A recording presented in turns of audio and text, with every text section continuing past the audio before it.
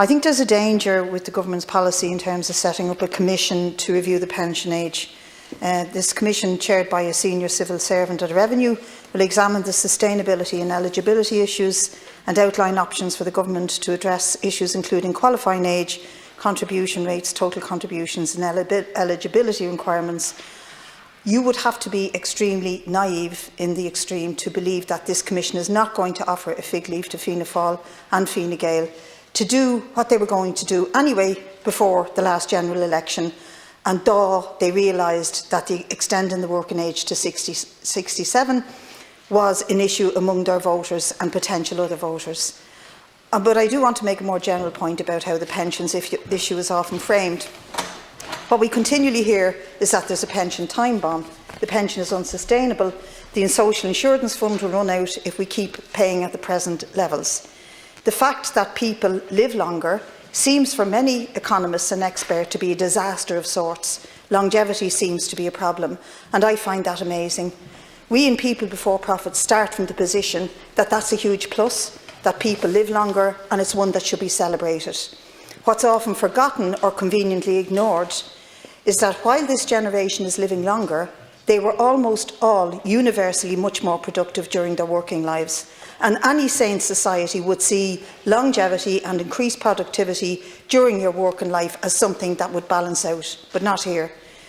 The second scare story around pensions is how the Social Insurance Fund and its obligations to pay the contributory pension if we don't extend the ordinary lives of workers beyond 66. It's not going to happen, unless it is hinted that we massively increase the amount of PRSI paid into it by workers. We will have to extend their working lives. But there's a second option rarely mentioned by anyone in government or any minister or economist, and that is that we could increase the employer's contribution to the Social Insurance Fund. We have one of the lowest rates of employer contributions to that fund in Europe.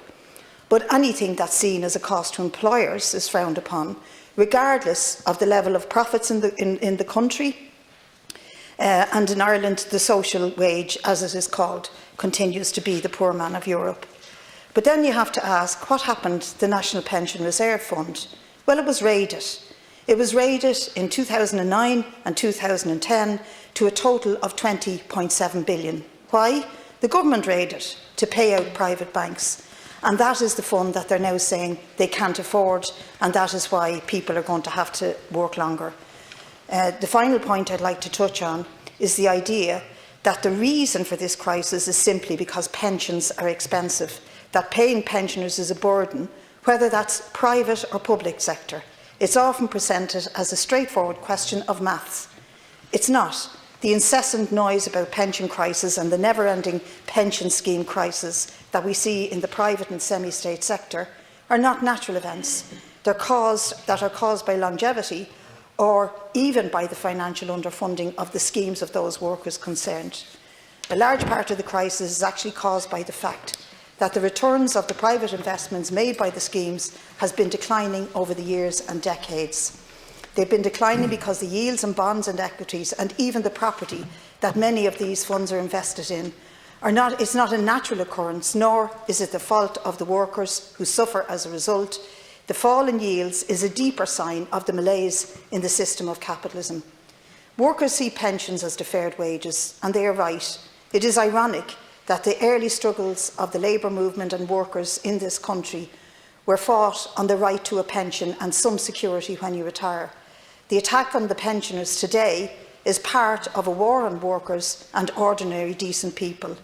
And if we've learned anything in the last few months, it's that COVID-19 has exposed the many deficits in our income supports for the system, but simultaneously it has also revealed what can be achieved when there are collective efforts of civil society to ensure those social supports. So we want to support this bill wholeheartedly, and we reject the idea that any independent or pretence at independent commission will come back with anything other than a fig leaf for what the government had intended to do in the first place.